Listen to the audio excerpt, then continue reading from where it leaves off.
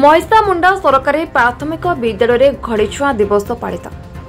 ବିଦ୍ୟାଳୟ ଗଣଶିକ୍ଷା ବିଭାଗ ଓଡ଼ିଶା ସରକାରଙ୍କର ନୂତନ ଶିକ୍ଷାନୀତି ଆଧାରରେ ଓଡ଼ିଶାର ସମସ୍ତ ପ୍ରାଥମିକ ବିଦ୍ୟାଳୟରେ 5 ବର୍ଷରୁ ଊର୍ଦ୍ଧ୍ୱ ପିଲାଙ୍କ ବିଦ୍ୟାଳୟରେ ପ୍ରବେଶ ଘଡ଼ିଛୁଆଁ ଉତ୍ସବ ଅନୁଷ୍ଠିତ ହୋଇଥିବା ବେଳେ ସରକାରଙ୍କ ନିର୍ଦ୍ଧାରିତ ତାରିଖ ଅନୁଯାୟୀ ବୁଧବାର ଏପ୍ରିଲ 2 ତାରିଖରେ ଉକ୍ତ କାର୍ଯ୍ୟକ୍ରମ ଜଳେଶ୍ୱର ବ୍ଲକ ଗୋପୀମୋହନପୁର ପଞ୍ଚାୟତ ମହିଷାମୁଣ୍ଡା ସରକାରୀ ପ୍ରାଥମିକ ବିଦ୍ୟାଳୟ ପରିସରରେ ଶିଶୁ ବାଟିକାର ଘଡ଼ିଛୁଆଁ ଉତ୍ସବ ଅନୁଷ୍ଠିତ ହୋଇଥିଲା।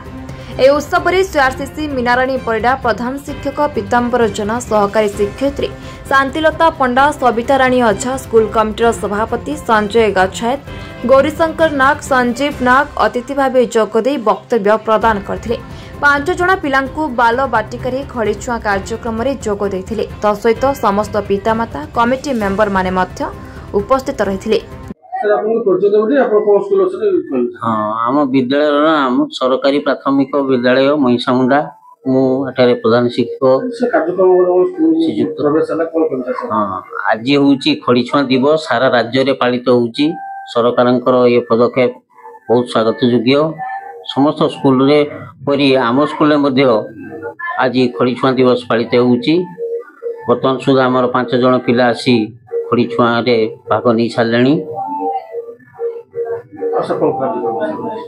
या परे आमर अभिभावक एवं एसएमसी मेंबर मान को नहीं गोटे बैठक रखाई। बैठक रे सब विभिन्न विषय आलोचना। जलेश्वर मनोज कुमार भांग रिपोर्ट बी न्यूज।